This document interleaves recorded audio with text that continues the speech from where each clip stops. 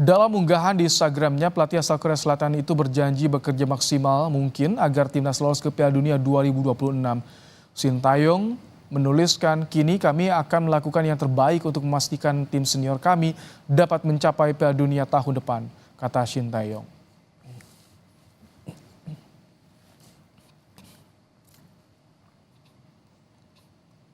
Bagaimana strategi yang harus disusun pelatih Sintayong untuk meloloskan timnas ke Piala Dunia 2026? Kita akan bahas bersama dengan pengamat sepak bola M. Kusnaini. Selamat petang, Bungkus. Selamat petang, Bang Ibrahim. Bungkus, ada jeda waktu sekitar 3 bulan sebelum nanti lawan Australia di bulan Maret. Apa fokus yang harus segera dibenahi oleh STY untuk timnas? Iya, saya pikir apa yang dilakukan oleh Coach STY sudah benar ya. Dia melakukan kunjungan ke beberapa venue yang di mana di tempat itu digelar pertandingan Liga 1 supaya dia bisa melihat langsung perkembangan pemain-pemain yang selama ini sudah ada di tim nasional, sambil juga melihat kemungkinan mendapatkan amunisi baru untuk memperkuat tim di lanjutan kualifikasi bulan Maret nanti. Jadi ketimbang mengurusi hal-hal yang sifatnya non teknis, saya pikir Sintayong sudah benar dengan melakukan kunjungan langsung ke beberapa venue fokus untuk persiapan menuju Piala Dunia. Jadi jika melihat langsung kemarin di Liga 1, artinya masih banyak kemungkinan nih ada bongkar pasang pemain, baik itu yang bermain di Liga Domestik ataupun juga pemain abroad. Sebetulnya kalau tim nasional itu memang seperti itu, tidak ada pemain yang benar-benar dipastikan akan menjadi pemain di tim nasional. Selalu akan ada yang namanya proses keluar masuk, pemain keluar. Karena kan setiap pertandingan nanti akan ada pendaftaran ulang, pemain didaftarkan kembali. Dan apa yang dilakukan oleh pelatih dalam situasi saat ini ya memperbanyak pengamatan, memperbanyak monitoring langsung untuk melihat perkembangan pemain. Jadi memang setiap tim pasti punya kerangka ya. Sintayong saya kira juga sudah punya kerangka tim. Bayangan tentang tim utamanya itu sudah ada. Tapi kan tidak cukup sebuah tim hanya memiliki kerangka 11 pemain bagus atau 18 pemain bagus. Harus punya pemain-pemain alternatif di luar itu yang bisa menambah kekuatan tim. Dalam beberapa bulan terakhir kan kita sudah melihat masuknya Malik Rizaldi sebagai bagian dari proses pengamatan terhadap perkembangan dia di akhir musim lalu yang sangat signifikan, dan sekarang Malik Rizaldi sudah menjadi bagian dari tim nasional senior yang bisa dibilang sudah cukup aman posisinya. Nah, mungkin masih ada Malik Rizaldi yang lain yang juga bisa didapat oleh Sintayong dengan memperbanyak melihat langsung jalannya kompetisi. Oke, kalau misalkan Anda melihat di sepanjang kemarin di babak ketiga kualifikasi kita, lini mana sih yang disorot tentunya, dan ini patut ada perubahan nih, harus segera diperbaiki, Bungkus? Ya, kita sudah membahasnya berkali-kali bahwa problem kita adalah kita tidak punya pemain nomor 9 ya, striker yang betul-betul haus gol, yang bisa membuat tim ini memiliki produktivitas tinggi. Kita punya banyak pemain bagus di lini pertahanan, di posisi gelandang pun punya beberapa pemain yang cukup bisa diandalkan. Tapi di posisi nomor 9 atau striker, kita belum punya yang betul-betul bisa diandalkan. Ada pemain muda seperti Rafael Struijk, Hoki Caraka, atau Ramadan Sananta.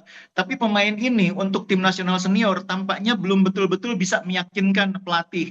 Bahkan saya pikir publik Indonesia juga sama dengan pemikiran Sintayong ya, belum terlalu yakin kita dengan kemampuan pemain yang ada, sehingga memang posisi nomor 9 itu masih butuh pembenahan, masih butuh tambahan pemain yang lebih berkualitas, dan tentu saja tidak cuma berkualitas tapi juga teruji kemampuannya atau dalam tanda petik berpengalaman. Oke, apakah ini kemarin melihat langsung laga Persebaya untuk melihat bagaimana performa Malik Rizaldi, apakah bisa sesuai dengan skema target man nomor 9 yang diinginkan oleh STY seperti itu, Bungkus, untuk memastikannya? Kalau Malik Rizaldi jelas bukan pemain nomor 9 ya. Dia bisa bermain memang sebagai striker tapi bukan sebagai striker murni. Jadi dia bisa menjadi alternatif ketika tim membutuhkan pemain yang bisa mendobrak dari sayap dan bisa ikut masuk ke dalam kotak penalti. Malik Rizaldi saya pikir sudah jelas menjadi bagian dari pilihan itu. Tapi kan ketika Sintayong menonton pertandingan Bali lawan Persebaya, kan bukan cuma Malik Rizaldi yang ditonton. Dia juga bisa melihat perkembangan pemain-pemain yang dulu pernah ada di tim nasional seperti Irfan Jaya, Ricky Fajrin, di Persebaya juga ada Tony Firmansyah. Ini pemain-pemain yang saya pikir juga mendapatkan perhatian dari Sintayong di laga tersebut, dan juga tidak mustahil pemain yang lain. Jadi kalau seorang pelatih tim nasional datang ke sebuah pertandingan di level klub, itu bukan untuk sekedar melihat pemain yang sudah dia tahu, tapi juga untuk melihat pemain yang mungkin dia belum tahu, dan dari pertandingan itu dia akhirnya tahu kemampuan pemain tersebut. Oke, kalau begitu nomor 9 nanti apakah termasuk ini yang akan diusahakan oleh Romeni? Ya, itu yang sedang dilakukan saya pikir oleh PSSI dan prosesnya kan sedang berjalan. Kita tahu bahwa striker nomor 9 yang ada saat ini, Sananta sedang agak menurun performanya, Hoki Caraka memang masih sangat muda usianya, Rafa Struijk juga bukan tipikal nomor 9 murni, sehingga memang kebutuhan akan seorang striker murni itu memang sebuah kebutuhan yang tidak bisa ditawar, dan tampaknya juga itu disadari saya pikir oleh tidak hanya oleh Sintayong tapi oleh jajaran manajemen tim nasional maupun PSSI, terbukti dari upaya kerja keras untuk memproses, memfinalisasi prosesnya oleh Romani. Oke, tapi kalau untuk saat ini, skuad Garuda saat ini memang eh, starting 11 tentunya akan didominasi pemain abroad ya, Bungkus? Iya, saya pikir kalau kita lihat realitasnya dari pertandingan kualifikasi yang sudah kita jalani ya, pertandingan-pertandingan sebelumnya lawan Arab Saudi, lawan Australia, memang sebagian besar pemain yang bermain sebagai starter adalah pemain yang biasa bermain di luar. Tapi pemain-pemain lokal pun sebenarnya selama ini cukup banyak mendapat kesempatan. Seperti Sayuri bersaudara itu juga sering mendapat kesempatan. Malik Rizaldi juga sering mendapat kesempatan. Iya. Sekarang memang bukan soal pemain itu berasal dari mana atau main di mana, tapi bagaimana kinerjanya, performanya. Itu saya pikir yang menjadi salah satu alasan mengapa seorang pemain dipilih sebagai starter dan mengapa pemain yang lain ada di bangku cadangan. Oke, Bungkus, kemarin Bahrain nih mengejutkan di Patluk, Iya. kompetisi regional mereka tentunya mengalahkan Arab Saudi. Ini bisa jadi kalkulasi penghitungan bagi STI nanti ketika menjamu Bahrain di Jakarta. Betul, memang setiap tim kan pasti akan berusaha memperbaiki diri ya, memperbaiki performa. Bahrain bisa melakukan itu dengan sangat baik di Piala Teluk, meskipun di pertandingan terakhir mereka kalah dari Yaman, tapi memang ada perbaikan yang signifikan dari segi konsistensi permainan mereka, dan itu tentu saja harus menjadi catatan atau perhatian bagi pelatih.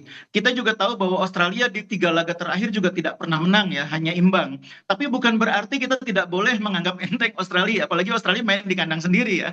Jadi memang pelatih harus selalu update dengan perkembangan calon lawan, di samping update dengan perkembangan pemain yang ada di skuad tim nasional selama ini. Jadi tugasnya memang banyak, tidak hanya memperhatikan materi pemain yang akan direkrut, yang sudah ada di dalam tim, tapi juga mengikuti perkembangan calon lawan. Dan sekarang saya pikir tim analis Sintayong juga sudah tahu bahwa Bahrain sedang meningkat performanya, Baik. Australia tim yang memang meskipun tidak pernah menang dalam 3 laga terakhir, tapi mereka di kandang bukan tim yang mudah untuk dikalahkan. Itu dia, masih ada waktu 3 bulan bagi Coach Iya. STY dan juga tim pelatih bagaimana mematangkan strategi kembali melihat talenta-talenta brilian dari timnas Indonesia. Terima kasih Bungkus untuk waktunya di program Kompas Petang sore hari ini.